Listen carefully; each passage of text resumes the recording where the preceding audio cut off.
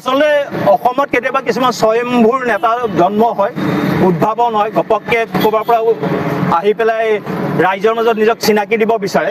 কিন্তু মূল কথা হ'ল যিবোৰ নেতাৰ অসমৰ প্ৰতি আৱেগ নাই, অসমৰ কৃষ্টি সংস্কৃতিৰ প্ৰতি কোনো আৱেগ নাই, জ্ঞান নাই, অসমৰ ভৌগোলিক পৰিৱেশৰ প্ৰতি জ্ঞান নাই, তেনে নেতাক কেতিয়াও অসমীয়া ৰাইজে অসমৰ নেতা বুলি নামানে।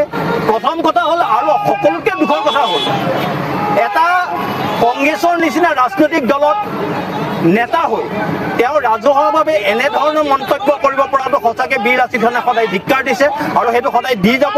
আৰু এটা কথা স্পষ্ট, বীৰ লাচিত খানে অসমত থকালৈকে কেতিয়াও এনেবোৰ নেতাক কেতিয়াও আমাৰ সমাজৰ মাজলৈ আগবঢ়াই লৈ আনিব কেতিয়াও আহিবলৈ নিদিওঁ। আৰু এইটো স্পষ্ট কথা, আৰু কংগ্ৰেছকো এটা সকীয়াই দিব বিচাৰিছোঁ, যদি এনেবোৰ মন্তব্য দিয়া নেতাক আপোনালোকে দলৰ পৰা টিকেট দিব বিচাৰে তেনেহ'লে অসমৰ কোনো স্থানতে কংগ্ৰেছক কেতিয়াও গ্ৰহণ কৰিবলৈ দিয়া নহ'ব, সেইটো স্পষ্ট কথা। পোনপ্ৰথম কথা হৈছে যে আমি তেওঁ যোনটো কথা কৈছে, ৰিজাল্ট কৰিম তেখেতে যোনটো কথা কৈছে যে শিৱসাগৰখনক আমি ধুবুৰীলৈ পৰিৱৰ্তন কৰিম, কিন্তু কথাটো হৈছে যে ধুবুৰীখন হৈছে আমাৰ অসমৰ ৰাজধানী, পোনপ্ৰথম অসমৰ ৰাজধানী, গতিকে তাত আমাৰ খিলঞ্জীয়া আছে, তাত আমাৰ অসমীয়া আছে। তেওঁ সেই কথাটো ক'বলৈ সাহস ক'ত পালে?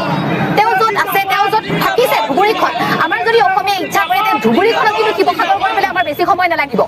যিহেতু অসমখন অসমীয়াৰ, যিহেতু অসমখন খিলঞ্জীয়াৰ, গতিকে ধুবুৰীখনক আমাৰ শিৱসাগৰ কৰিবলৈ বেছি সময় নালাগিব। গতিকে তেওঁ সাৱধান হৈ কথাটো কোৱা উচিত।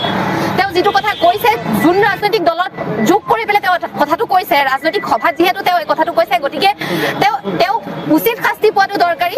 কাৰণ এই মন্তব্য কেতিয়াও অসমীয়াই মানি ল'ব নোৱাৰে, খিলঞ্জীয়াই মানি ল'ব নোৱাৰে, শিৱসাগৰ অসমৰ ৰাজধানী হিচাপে শিৱসাগৰ খিলঞ্জীয়াই কেতিয়াও মানি ল'ব নোৱাৰে।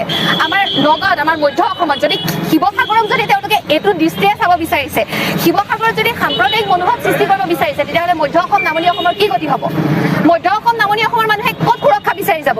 আমাৰ সুৰক্ষাটো আমাক লাগিব ন। শিৱসাগৰত যিহেতু আমাৰ খিলঞ্জীয়াই নিজৰ জাতিটোক সুৰক্ষা দি আছে, গতিকে তাত যদি তেনেকৈ ভাবুকিমূলক প্ৰস্তাৱ তেওঁলোকে কৰিব পাৰিছে, ভাবুকি দিব পাৰিছে, তেতিয়াহ'লে আমাৰ নামনি অসমৰ মধ্য অসমৰ মানুহখিনি কি সাহসত থাকিব? গতিকে এইটো কেতিয়াও মানি ল'ব পৰা বিষয়ে নহয়, তেওঁ উচিত শাস্তি পোৱাটো উচিত।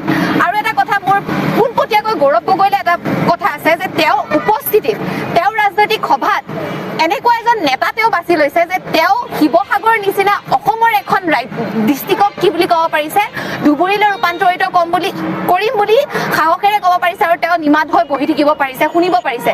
আচলতে মুখ্যমন্ত্ৰীয়ে কোৱা কথাটো সঁচা নেকি? তেওঁ অসমৰ বিষয়ে একো নাজানে নেকি?